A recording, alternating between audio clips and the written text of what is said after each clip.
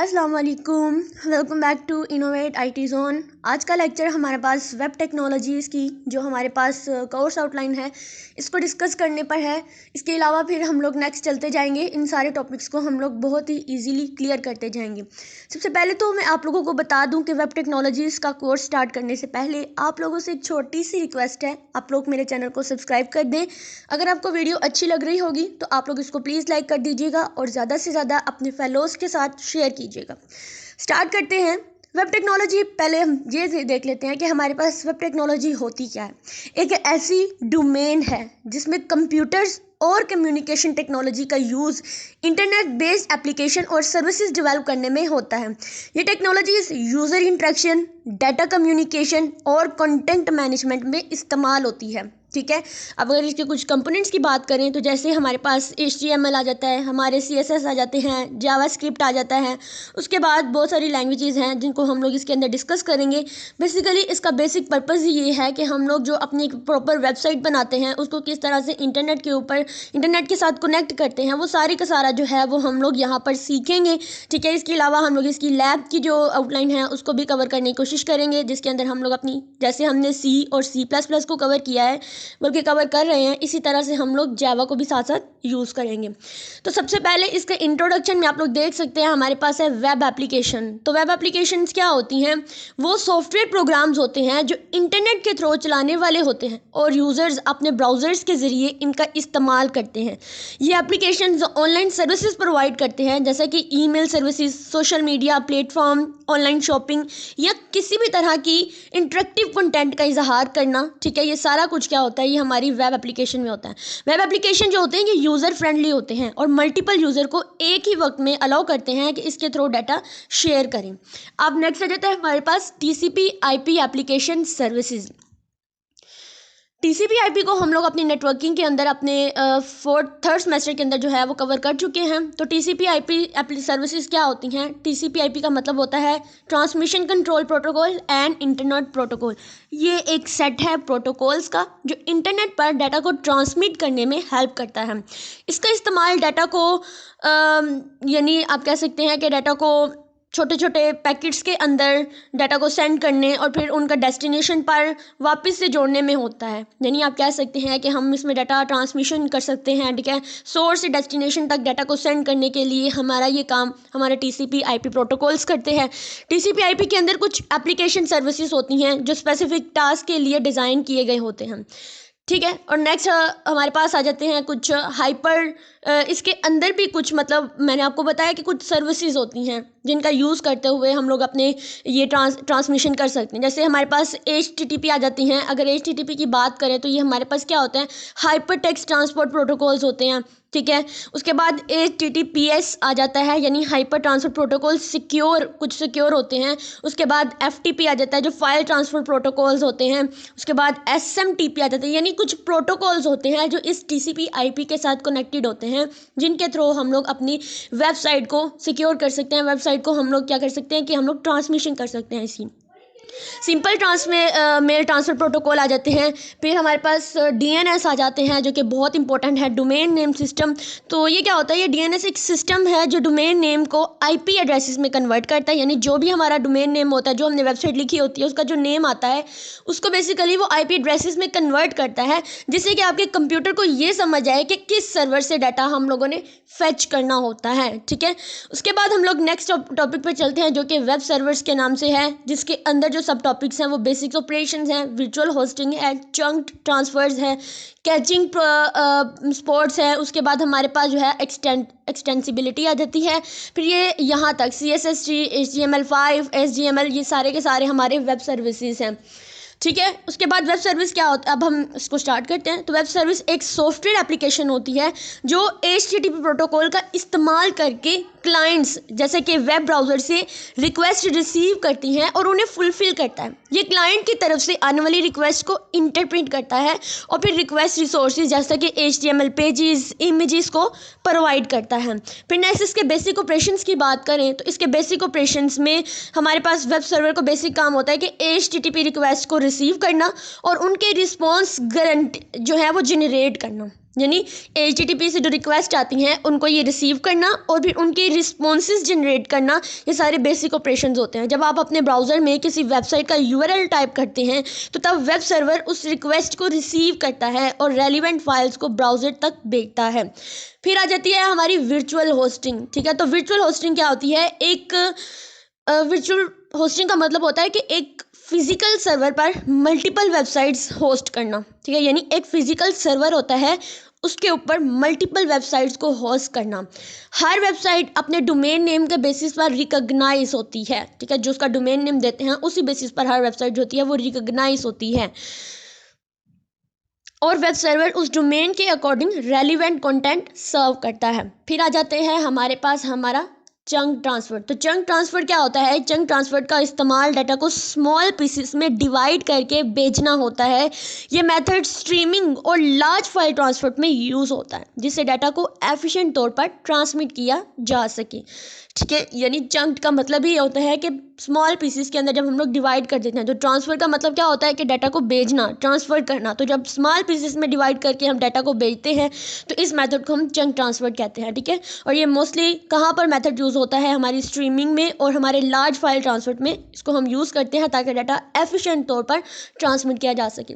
फिर हमारे पास आता है कैचिंग स्पॉट। ठीक है, अब ये वाला हमारे पास आता है कैशिंग स्पॉट। कैशिंग का मतलब होता है कि फ्रीक्वेंटली एक्सेस डाटा को टेम्पररी स्टोरेज में रखना ताकि फ्यूचर में उसको रिट्राइव करना फास्ट हो। वेब सर्विसेज कैशिंग का सपोर्ट करते हैं। जो हमारी वेब सर्वर्स होते हैं वो हमारे कैशिंग को सपोर्ट करते हैं, जिससे कि कॉमनली यूज फाइल को यूज़र्स के ब्राउज़र में कैश करके रखा जा सकता है। तो कैशिंग का मतलब क्या होता है कि हमारे जो एक्सेस डाटा को टेम्पररी स्टोरेज में रखना ताकि हम लोग फ्यूचर में उसको फास्टली रिट्राइव कर सकें। फिर आ जाती है हमारी एक्सटेंसिबिलिटी। एक्सटेंसिबिलिटी का मतलब होता है एक्सटेंशन, यानी कि उस चीज़ को एक्सटेंड करना। वेब सर्वर को एक्सटेंड किया जा सकता है, यानी उनमें एक्स्ट्रा फीचर्स और फंक्शनैलिटीज़ जो है वो ऐड किए जा सकते हैं।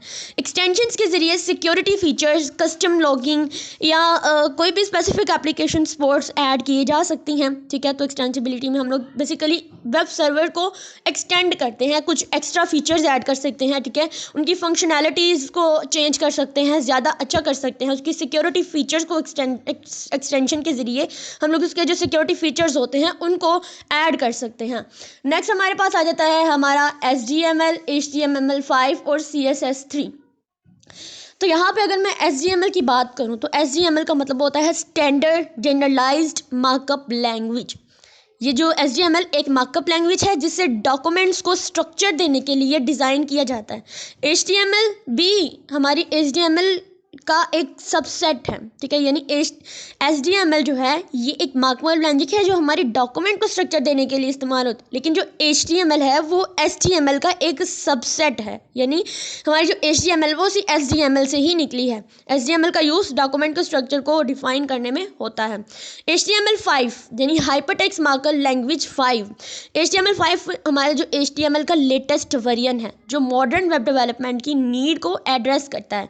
इसमें new tags, multimedia supports, offline data storage और इम्प्रूव सिमेंटिक जो है वो इंक्लूड होते हैं। HTML5 जो है ये आजकल की वेबसाइट्स और एप्लीकेशंस के लिए स्टैंडर्ड बन गया है। ठीक है, CSS3 कैस्केडिंग स्टाइल शीट्स। तो CSS3 एक स्टाइल शीट लैंग्वेज है जो HTML या XML डॉक्यूमेंट्स को विजुअली अट्रैक्टिव बनाने के लिए यूज़ होता है। इसमें ट्रांजिशन, एनिमेशंस और इन्हेंस लेआउट फीचर्स शामिल हैं।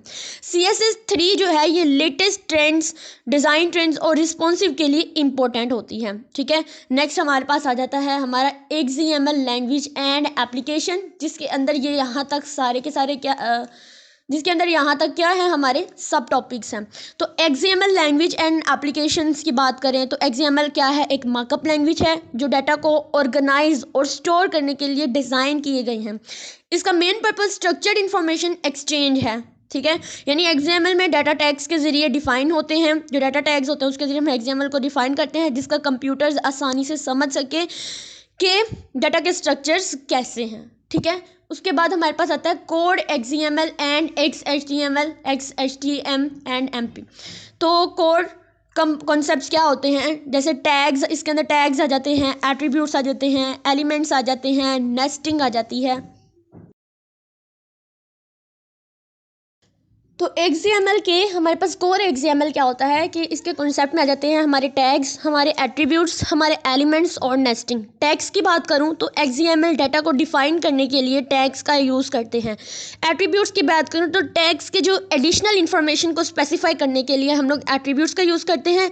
फिर टैग्स के कॉम्बिनेशंस को एलिमेंट कहते हैं और एलिमेंट्स की हायरार्किकल में ऑर्गेनाइज करने को हम लोग नेस्टिंग बोलते हैं। तो ये सारे कोर कॉन्सेप्ट जो होते हैं ये हमारे किसके हैं, ये हमारे कोर XML के टॉपिक्स हैं। ठीक है, उसके बाद अगर हम लोगों ने डिस्कस करना है XHTML, जिसका मतलब है extensible hypertext markup language. XHTML XML based variant है HTML का। ठीक है, यानी आप कह सकते हैं कि ये जो XHTML है ये हमारे HTML का क्या है, एक बेस्ड वेरिएंट है। इसमें HTML के रूल्स XML के रूल्स के साथ मिलते हैं, जिससे एक स्ट्रिक्ट HTML सिंटैक्स मेंटेन होता है। XHTML को वेब पेजेस के स्ट्रक्चर को डिफाइन करने के लिए यूज़ किया जाता है, यानी इसमें हम लोग स्ट्रिक्ट सिंटैक्स जो होते हैं वो यूज़ करते हैं। जब XHTML स्ट्रिक्ट सिंटैक्स यूज़ करते हैं जिसे फॉलो करके डेवलपर्स कंसिस्टेंस और वेल स्ट्रक्चर कोड लिख सकते हैं। फिर इसके अंदर कंपैटिबिलिटी भी आ जाती है, यानी HTML के साथ कंपैटिबल है जो हमारा XHTML है, लेकिन इसमें XML के एडवांटेजेस भी हैं। उसके बाद हमारे पास आता है XHTML MP। ठीक है, यानी ये वाला जो XHTML की बात हमने कर ली, इसके बाद ये इसका यहाँ तक हमारा एक टॉपिक है extensible hyper markup language mobile profile. MP का मतलब होता है मोबाइल प्रोफाइल। अब XHTML MP स्पेसिफिकली हमारे जो मोबाइल डिवाइसेस के लिए डिज़ाइन की गई हैं। इसमें मोबाइल यूज़र के लिए ऑप्टिमाइज्ड मार्कअप लैंग्वेज प्रोवाइड की गई हैं, यानी मोबाइल डिवाइसेस के लिए ऑप्टिमाइजेशन प्रोवाइड करता है। अब जो MP मोबाइल डिवाइसेस का स्क्रीन साइज, इनपुट मेथड्स और कंस्ट्रेंट की हेल्प जो है वो करने में, हमारी डिज़ाइन करने में हेल्प करता है। ठीक है, उसके बाद ये लाइट वेट होता है, मोबाइल डिवाइसेस की लिमिटेड रिसोर्सेज को ध्यान में रखा जाता है। XHTML MP लाइट वेट है और फास्ट लोडिंग पेजेस सपोर्ट करता है। नेक्स्ट हम लोग चलते हैं अपने वेब सर्वर्स की तरफ, जो कि बहुत ज़्यादा इंपॉर्टेंट है और इसके टॉपिक हमारे पास सर्वर सिक्योरिटी तक जो है वो एंड हो रहे हैं। तो वेब सर्वर में सबसे पहला सर्विसेज में हमारा सबसे पहला टॉपिक आ जाता है SOAP, यानी Simple Object Access Protocol. SOAP एक प्रोटोकॉल है जिसका इस्तेमाल वेब सर्विसेज की कम्युनिकेशन के लिए होता है। इसमें XML का इस्तेमाल होता है और ये एप्लीकेशन लेयर पर काम करता है। जो हमारी OSI मॉडल की लेयर है, एप्लीकेशन लेयर, उसके ऊपर ये काम करते हैं। ठीक है, क्योंकि वेब सर्विसेज की कम्युनिकेशन के लिए हम लोग इस SOAP का यूज़ करते हैं। फिर सिंपल, जैसे अगर मैं SOAP की एग्जांपल ले लेती हूँ, साबुन वाले SOAP की रियल वर्ल्ड एग्जांपल्स, इसको अगर मैं थोड़ा सा रिलेट करके दिखाऊँ तो जब हम लोग साबुन का यूज़ करते हैं तो वो हमारी जो एप्लीकेशन लेयर होती है, जो हमारी स्किन होती है, वो समझ लें कि हमारी एप्लीकेशन लेयर है। तो उसके साथ ही SOAP हम लोग कम्युनिकेट करता है, सारी बात हम जब उसको मुँह पे लगाते हैं। तो ये SOAP भी हमारे पास कुछ इसी तरह से, इसको समझ लें कि ये एक प्रोटोकॉल है जिसका इस्तेमाल वेब सर्विसेज की कम्युनिकेशन के लिए होता है। इसमें हम लोग क्या करते हैं कि हमारे जो XML का जो यूज़ करते हैं इसके अंदर, ये एप्लीकेशन लेयर पर काम करता है। इसको अगर रियल वर्ड से करके देखें तो हमारे लिए ज़्यादा ईजी हो जाता है। फिर हमारे पास आ जाता है REST, REST, यानी रिप्रेजेंटेशनल स्टेट ट्रांसफर। ये एक आर्किटेक्चरल स्टाइल है जो वेब सर्विसेज को डिफाइन करता है।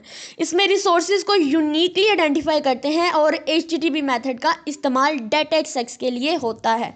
उसके बाद बात करेंगे हम लोग हमारा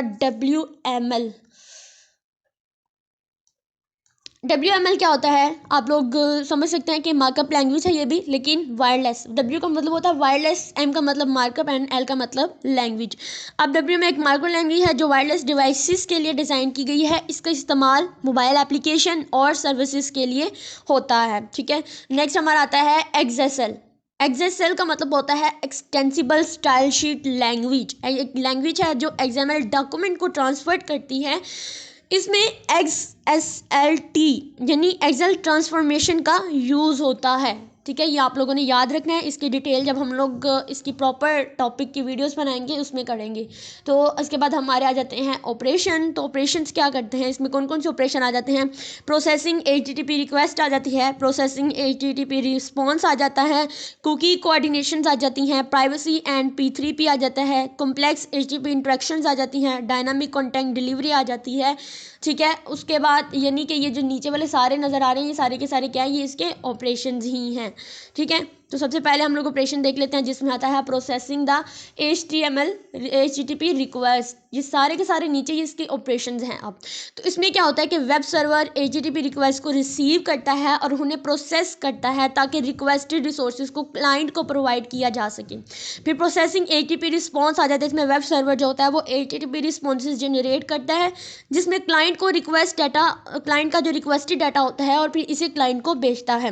कुकी कोऑर्डिनेशन में क्या आता है, कुकीज़ जो है वो क्लाइंट और सर्वर के दरमियान में इंफॉर्मेशन एक्सचेंज करने में हेल्प करता है और उसको ट्रैक करने में इस्तेमाल होता है। प्राइवेसी एंड P3P क्या होती है, प्राइवेसी पॉलिसीज़ को डिफाइन करता है और इन्फोर्स करने के लिए जो P3P यानी platform for privacy pre references के लिए जो हम लोग प्लेटफॉर्म यूज़ करते हैं उसको हम P3P बोलते हैं, का इस्तेमाल होता है। फिर कम्प्लेक्स HTTP इंस्ट्रक्शंस है, डायनामिक कॉन्टैक्ट डिलीवरी है, और फिर हमारी सर्वर कॉन्फ़िगरेशन आ जाती है जिसमें सर्वर सिक्योरिटी आ जाती है। ये सारे के सारे हम लोग डिटेल लेक्चर पढ़ेंगे। सर्वर सिक्योरिटी में हमारी जो एंड टू एंड इंक्रिप्शन होती है, फायरवॉल्स होते हैं, एक्सेस कंट्रोल्स होते हैं, इन सबको कॉन्फ़िगर करना ही आ जाता है। ठीक है, नेक्स्ट टॉपिक हमारा web browser application architecture and process है जिसके अंदर हमारे पास एक्टिव ब्राउज़र पेजेस क्या हैं, फिर जावास्क्रिप्ट, DHTML, AJAX एंड आइसन्स वगैरह जो हैं वो इंक्लूड करते हैं। तो वेब ब्राउज़र आर्किटेक्चर का अगर मैं थोड़ा सा कॉन्सेप्ट दूँ तो वेब ब्राउज़र एक सॉफ्टवेयर एप्लीकेशन होता है जो यूज़र को वेब कंटेंट देखने और इंटरेक्ट करने में हेल्प करता है। इसका आर्किटेक्चर कुछ स्टेप्स पर भी होता है जैसे user interface, browser engine, rendered engine, networking, JavaScript interpreter, UI backend, ठीक है, डाटा स्टोरेज। वेब ब्राउज़र के फिर प्रोसेस आ जाते हैं जिसमें हमारे पास आ जाते हैं मेन प्रोसेस क्या होता है यानी इनपुट को हैंडल करना, UI जो होता है, फिर रेंडर्ड प्रोसेस करना, फिर प्लगिंग प्रोसेस, फिर GPU प्रोसेस। ये सारे के सारे प्रोसेस जो आ जाते हैं। फिर हमारा आ जाता है एक्टिव ब्राउज़र पेजेस जो हैं उनका, तो इसमें जावास्क्रिप्ट आ जाता है हमारा, ये DHTML आ जाता है। ये सारे के सारे इसको हम लोग जब डिटेल लेक्चर में करेंगे, यहाँ बेसिकली जस्ट हम आउटलाइन को डिस्कस कर रहे हैं।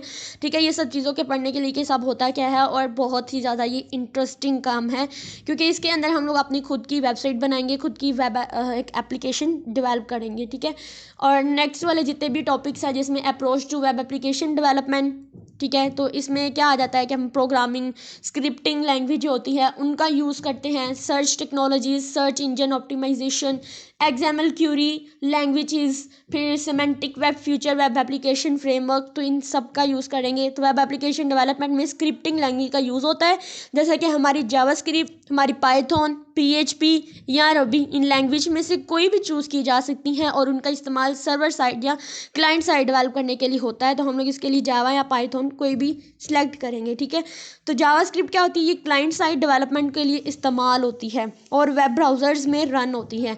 पाइथन क्या होता है, ये जनरल पर्पस लैंग्वेज है जो सर्वर साइड डेवलपमेंट के लिए होती है। जो जावास्क्रिप्ट होती है वो क्लाइंट साइड होती है, जो पाइथन है वो सर्वर साइड यानी बैकएंड के लिए यूज़ होती है। PHP क्या होती है, ये वेब डेवलपमेंट के लिए स्पेसिफिकली डिज़ाइन की गई है और सर्वर साइड स्क्रिप्टिंग में यूज़ होती है। फिर होती है रूबी, ये क्या होती है, ये सर्वर साइड स्क्रिप्टिंग के लिए यूज़ होती है और रूबी जो रेल्स फ्रेमवर्क के साथ जो होता है वो अच्छा परफॉर्म करती है। फिर सर्च टेक्नोलॉजी आ जाता है जिसमें सर्च इंजन आ जाता है यानी गूगल है, बीइंग है, yahoo.com है, इस तरह के सारे सर्च इंजन में आते हैं।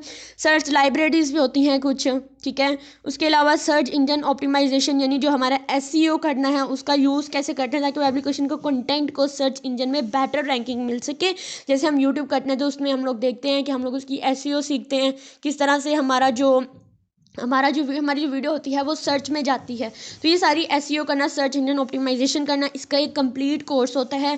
देन मैं बहुत जल्द वो भी आप लोगों को प्रोवाइड कर दूंगी। उसके बाद XML क्यूरी लैंग्वेज होती है जिसके अंदर XPath, XQuery सारे का सारा हम लोग डिस्कस करेंगे। सेमेंटिक वेब की बात करें तो एक कॉन्सेप्ट है जिसमें वेब कंटेंट को मशीन्स के लिए ईजिली अंडरस्टैंडेबल बनाया जाता है यानी हमारे जो RDFF या OWL होते हैं इसमें हमारे पास जो है वो शामिल किए जाते हैं। ठीक है, उसके बाद फ्यूचर वेब एप्लीकेशन की बात करेंगे तो वेब एप्लीकेशन डेवलपमेंट के लिए आने वाले फ्रेमवर्क्स और टेक्नोलॉजीज़ को कंसीडर करना भी इंपॉर्टेंट है।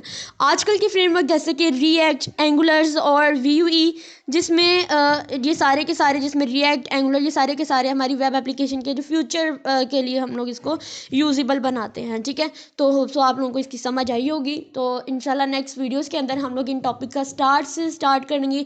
आज की वीडियो बहुत ज़्यादा हेल्पफुल रही होगी आप लोगों के लिए।